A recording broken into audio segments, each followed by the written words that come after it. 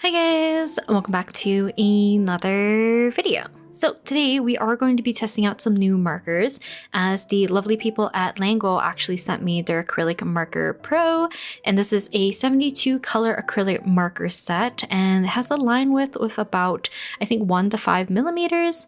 This is kind of the cute little compact case that it comes in. I always find that these cases are really nice to have if you're doing any traveling or moving from a different location. So upon opening this particular marker set, you're greeted with the little kind of color swatches on the inside panel of the lid as well as the markers themselves. So they are kind of like neatly packaged in this plastic. So we're going to go ahead, take this out from inside the actual fabric case. And it does have this nice kind of like sturdy plastic, how do I call this? I guess like a way for the markers to sit in, and they have like individual slots. So if you remove a few markers, they won't be like slipping and sliding around at all, which is something that I really appreciate. If you have something like a lot of markers like this, if you remove a few, usually they will like tip over. I do appreciate them being kind of like individually slotted. I also think it's great that they give you 5 replacement nibs just in case you damage any of the nibs while using them. But this is kind of like a quick look at the color selection here, which I was already very excited because I usually have one gripe about acrylic marker sets typically, which I'll get into while we do like the color swatching. But here's a closer look at the actual individual marker. It has like a nice sleek round barrel, has like a little notch on the lid to prevent it from rolling if that's like ever an issue for you. Also has very brief instructions as this is a non-pumping type of acrylic marker.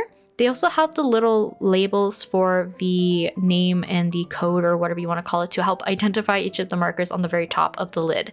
So upon opening, it's kind of like the similar type of acrylic marker but has a lot of like the liquid paint in the barrel but has no pumping mechanism, so all you have to do is shake and it's ready to go. I did notice that the paint was a little bit more on the thinner side, so I decided to give it a quick shake just to see if it changes up the consistency, which it definitely did, so I'm very glad that it's very reactive with the shaking and the mixing. But upon looking a little bit closer, the front panel is actually your swatch card. I actually almost missed this, so please make sure to fill out your swatch card if you are going to do any coloring or painting with these markers, as it's very helpful to always have some sort of visual for what the colors actually look like outside of the marker itself. So a very small kind of like pet peeve about this particular pack is the fact that the colors in the actual, like while they're sitting in the box, it was not in order. So I went ahead and decided to sort each row. I thought maybe I had them just like slightly backwards or I wasn't looking at them very correctly, but for the most part I think all of them, at least in their individual rows, were kind of like mixed up. So luckily it's not like entirely screwed up, but it does make it a lot easier to do your swatches and to identify colors like super quickly if they're in the right order. And at the beginning, I did say that luckily this case does come with a plastic little container that has like little places for your markers to sit upright. Otherwise, organizing this would have been much more of a mess because they would be kind of like falling over and kind of like swapping places as you are constantly removing markers. And also just to kind of make everything a lot easier for me to manage while I'm doing the color swatching, since that usually takes me at least I think like 20 minutes or so, I'm going to go ahead and prep all these markers by giving them a few shakes just to make sure that the ink for the markers have like a very nice flow right up until the nib. And for the most part, I think I had no real issue with any of these markers. I think one of them I over pumped, so it did leak while I was doing the swatch card, and then one of them was just like slightly dry and it required a lot more shaking to help mix up like all the paint inside the barrel. I've also mentioned this before, if you do not have like a swatch card, I recommend having like a sketchbook or making individual cards yourself of different swatch sheets basically to kind of keep them all together. I was debating on whether or not I was going to fill out the swatch sheet while also filling out another page in that sketchbook to have them kind of like in the case of the markers alongside with having it in my sketchbook, because the bonus of having it in your sketchbook is that if you don't know what kind of medium you want to use and you just want to look at the colors basically, I find it a lot easier being able to flip through rather than having to go back to all of my different sets and opening them up to compare the colors. But I think it might just depend on how you work. I do like having like a physical swatch card within the case of the markers because it's a lot easier if you do plan to take out just a one case instead, and you can easily just find the colors there. So upon swatching the colors, I was already really happy upon opening this case because I do have one kind of gripe typically about acrylic markers in particular. And I've talked about this in the past, is the fact that let's put them on like a scale of 0 to 100 for the values. I would say majority of markers, or acrylic markers more specifically, kind of like land in the range of like, I would say 10% to maybe 60%. So kind of in that value range. So you have some like fairly pale pastel colors and usually a lot of mid-tone range colors, which I understand why they do that because oftentimes you'd be outlining usually with black and highlighting with white to make things really pop and really bold. So sort of a small tangent before I get back to that topic, I accidentally swatched the same color into the wrong place. So luckily, me blotting it and letting it dry a little bit, we can use our correct color. And even though this one's like fairly light in color, it's actually very good coverage because I only had to do one pass, I think, to fill out the little swatch and cover up the little kind of like blue mistake that I had earlier. So basically, upon sorting out the markers to kind of put them back into their correct spot, I was noticing that there was kind of like a theme in terms of how it was kind of sorted visually. So you can see on the left-hand side, there is a ton of like pastel kind of lighter colors and kind of like some colors that lean into, I would say like the 40%, 30 to 40%. So it's like in between super pastel and then some of our mid-tone range. So I feel like there's a lot of transitional colors that you can use, which is great. But also there is more than like one or two dark colors, which I am thankful for. So that kind of hits in at least, I would say maybe the 70, 80 range. There's like 2 or 3 colors, maybe in the 90 range, which I'm super happy because I think black is just a staple color, especially for acrylic markers, as a lot of people did more of like those bold kind of graffiti kind of pop art looks for acrylic marker a lot of the time. But I feel like with the rise in popularity of acrylic markers being like a more commonly used traditional medium now, a lot of people have been drawing, you know, in other styles and maybe want a larger range of colors. And I feel like this particular Languo set kind of hits those boxes for me at least. So like surrounding the one around the black swatch, there's like a couple of colors that maybe I would say is in like the 70 range. And then there's 3 darker colors at the very bottom of our swatch card. That's like a dark reddish purple, a dark blue, and a kind of like a dark purpley blue color. And these will all work kind of really nicely as a nice dark color that you don't have to always opt for like black or try to work with just pastel colors and maybe something that's like near the 60% range in terms of like the value. Does that make sense? Hopefully it does. It's usually just like my general gripe. Some people might not have that much of a problem with it. But let's talk about what we are going to be working on today. So I've sketched something very briefly on a sticky note. Then I want to do a larger version in my sketchbook. We are only going to be working on one piece today because I did not feel up to working on a canvas board like I usually do for acrylic markers. But if you wish to see that, do let me know and I'll make another session, maybe with these markers and some other ones to do another Genshin character. But in terms of the sketch, we're using the High-Tech-C Coletto 5 multi-pen as well as our kneaded eraser. The lead I'm using is the Unicolor Dia. I always get that mixed up, but I will list all the materials and supplies that I use today in the description.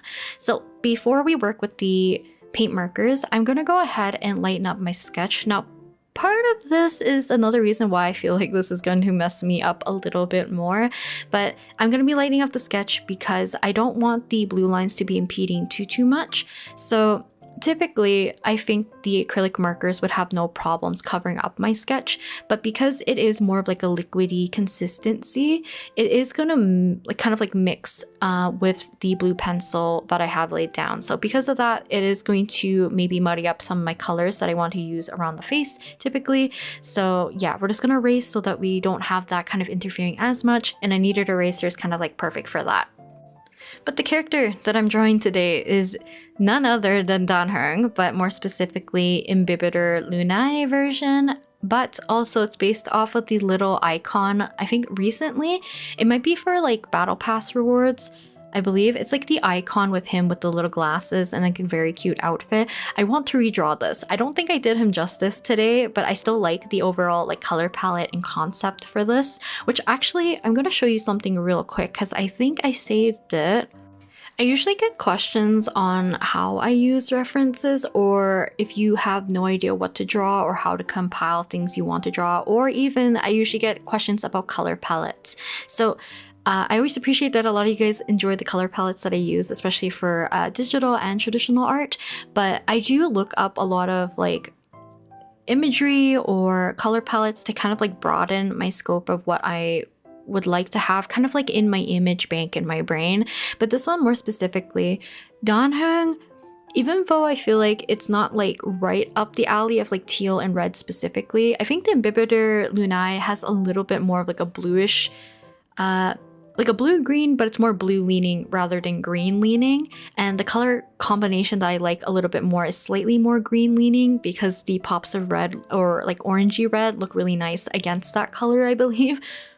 So typically, sometimes I just like save a bunch of images, or I will compile images together if I need like a group of references. So I'll put one on the screen right here, and I kind of like picked out color schemes, visual imagery. So for this one, I was looking at like maple leaves for Dan Heng specifically, obviously, as well as because of his color scheme, I feel like maple leaf, that's like, I think it's the Japanese maple leaf, not just like the normal one.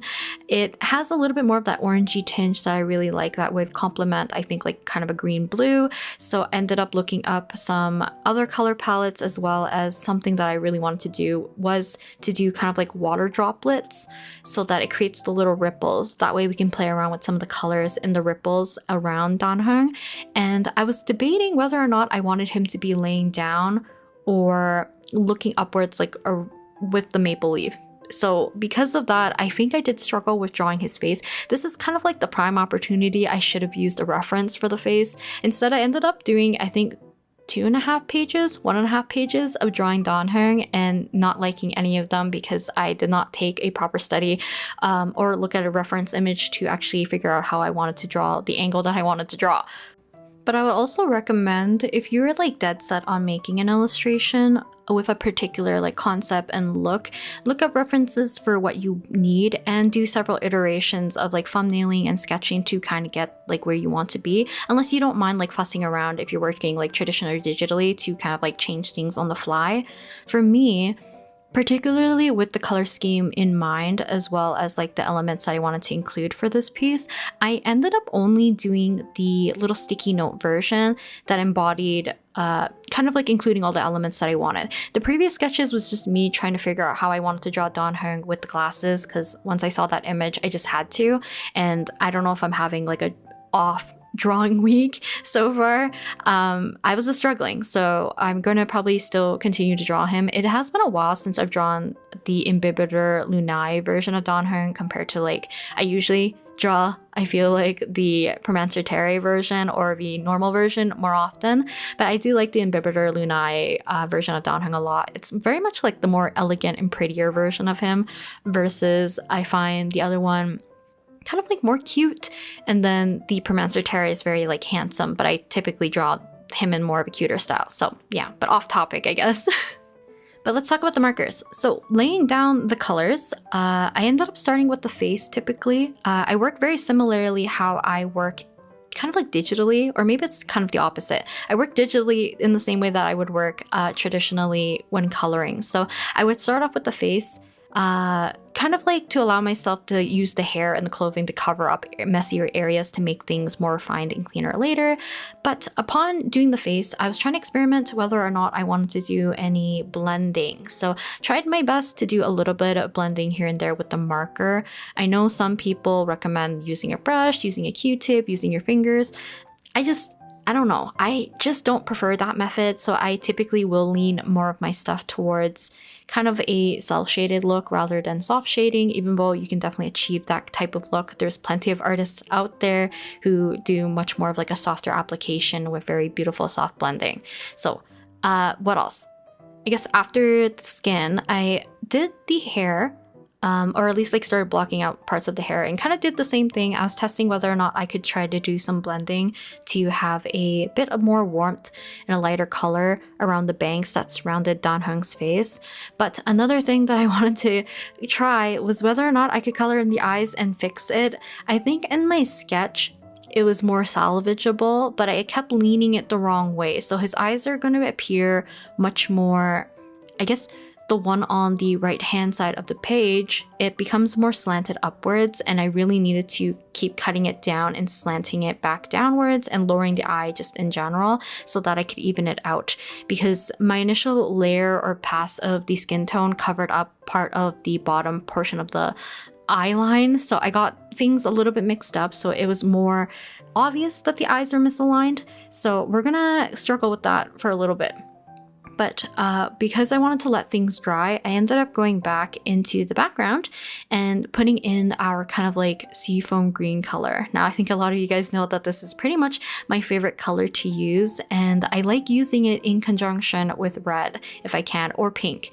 So if it's, I feel like more pastel-y, I like using it with pink, but with this very bright color, the kind of like orangey red was something that I really liked. So that's where the maple leaf comes in, added the red into his hair where he kind of has that nice little red strip. He has little red accent right under kind of like eyeshadow-ish right under his eyes. So we're just having like little pops of red, but I thought it wouldn't be enough. So in my initial sketch, I also added in, I think they're called dragon wing begonias. I was dead set on drawing begonias because of the meaning. Plus, it was the perfect shade of red and the shapes I liked for potentially adding them in as like little small flowers. But while I was looking up references of red begonias, they weren't exactly perfectly the ones that I've seen in the past, so I had to do a little bit of digging, and I found that the ones that I really liked, I think, are called dragon winged begonias. So I believe that's what it's called. If I mess that up, I'll put it on the screen. But these ones are really nice and vibrant in color. They kind of split into two, which I think is why it's called a dragon wing, and has like a nice, cute little fluffy looking yellow center in the middle. So I thought, you know, it would be easier for me to use that to accent the page to kind of give more red interest into the background alongside with so much of the seafoam green. But let's talk about the markers more specifically. So this kind of like type of marker is definitely one of my favorite. I would say hands down my favorite typically is the one with the pumping mechanism, because you're able to kind of like control the amount of ink that you would want or like paint to dispense. These ones are actually really nice because I did not have any issues with the ink flowing. I would usually be a little bit skeptical of this type of marker because there's not a way for you to control whether or not there's more paint going to be flowing through the nib, and sometimes results in something a little bit more patchy or something that's a little bit more dry, which I usually notice while working on kind of like sketchbook paper. On the canvas boards that I've used in the past, because they're a little bit less absorbent right away, these markers would glide like butter. They'll be very smooth, I think very easy to get very even coverage. But on paper, for some reason, specifically on this particular notebook paper, it becomes very, very dry. So that's why I like being able to control how much paint would be dispensed. But luckily, like I said, I did not really have that problem. So if I needed more of a liquidy consistency and much more ink so I can do larger coverage, like me correcting this eye, I would just shake the marker a lot more. You do have to be a little bit wary though, that if you overshake your marker, you might have too much paint dispensed and it might dribble and leak. So I highly recommend either having a scotch pad or a tissue, napkin, towel, whatever, so that you can dab off excess, or if it kind of like dribbles right away, you can kind of clean that up before it hits your page. Also, let's talk about the tip of the marker. So these ones kind of have like, I believe it's like the foam felt type of tip, but they hold up pretty well from when I was using it. And these nibs are nice because it is a brush tip, so you can get tiny thin lines if you're doing line art and stuff, which I ended up doing briefly for like, you know, Dan Heng's face right now while we waited for the eyes to kind of dry, and here's me trying to correct it. So the funny thing is that I think I corrected the angle for the most part. I think the one eye still tilted slightly more, but my problem is that I ended up putting the iris a little bit too far apart. So he's gonna look a little funky until I add in the glasses and we're not so zoomed in, because there is an issue where sometimes if I work larger in my sketchbook, the view is much more skewed because I don't lift up my sketchbook like as high enough so that it doesn't warp so poorly. But my problem with using the sketchbook in this kind of like vertical format, which I rarely do, is the fact that it bends the spine in such a weird way that I don't like setting it up diagonally like that. It just doesn't sit as nicely. So it is kind of more of like, I should suck it up and just do it regardless and try to correct things before we start painting. But I do like the fact that the nib is flexible enough, because sometimes if the marker does feel a little bit more dry and I've shaken the marker quite a bit, you can also press down on the side of the nib. So using as wide of the, I guess, the nib as possible, so you can kind of squish down some paint and pick it up with the tip of the nib and then get your thinner lines as well. So I was able to do that for places where white wasn't really working as nicely, and yeah, I was able to do a little bit of the highlights in the eyes and it wasn't really too big of a problem. We got our thinner lines for some of the line work here and there, a little bit of the glass for the glasses, etc., and then went in kind of to do one last pass with our black, because I was trying to show whether or not you guys can see the difference in some of the darker colors, because the dark purple and the dark bluish green color that I ended up using for Dan Heng's kind of like outfit as well as his hair were kind of like the colors I would say was in the 70-ish 80 range in terms of value, and then black is kind of like 100%. So it's still really good to kind of like have a lot of contrast without using black, but I wanted something just to push everything one more level deeper, so I ended up adding a little bit of black to kind of push that contrast just a smidge more, because like I mentioned, I feel like black is very much a staple when it comes to using acrylic markers when wanting to use something super vibrant, unless you want something to look super soft and very harmonious, I guess, in the color palette. You can definitely rely on some of the mid-tone colors and the darker colors that are not fully black to kind of like make everything slightly more softer. But yeah, I think the coverage for the markers are actually pretty strong. I had no issues with layering. Also, if you have Languo acrylic gel pens, which is also like their acrylic gel pens, you can use these alongside with, you know, the normal markers. You get a even larger range of whether or not color or thickness. I decided that I wanted to add in yellow outline to around Dan Heng and kind of like allow him to push in front a little bit more compared to the background color, because even though I was debating whether or not I wanted him to be in the water or it would just be in the background, I kind of did a mix of both, but it became a little bit hard to read where Dan Heng kind of like was in the background, because it was like an overwhelmingly large amount of that seafoam green both in Dan Heng's outfit as well as in the background. So I think the yellow will just help kind of separate them just a smidge. I wanted to use yellow instead because I feel like white was going to go a little bit unnoticed, and we could use a little bit more yellow on the spread if anything, so help use something a little bit thinner like the Languo acrylic marker gel pens so that we can have something that's like a consistent but thin kind of like line width all the way around. But a lot of fun using these acrylic markers. I think a lot of you guys know that more recently for a lot of my full color spreads I've been using acrylic markers, so I'm happy to add these probably as one of my staples for kind of like my acrylic marker sets, because like I said, I like the color range for these markers. I had no issues with the layering up the markers as long as you let things dry. I feel like they have very good coverage. The nibs I like, the ink flow is actually very, very good. So it's very reactive to shaking. So I find that very easy to use. There's no bleed through, luckily. So I feel like the consistency is also not like too watery, if that makes sense. But that's kind of the end of our little drawing session with Dan Heng right here. I'm trying to show you guys whether or not you can see how shiny the acrylic markers are, because I think some people have a perception to think that they dry matte, which is not the case. But thank you again to Languo for sending me these markers to try out. I highly recommend these ones, especially if you like using their acrylic painting gel pens, because I feel like they complement each other pretty well and they have very similar colors in terms of the color range. So I feel like you could get a lot of use out of it. But I will talk to you guys next time in the next video. Bye!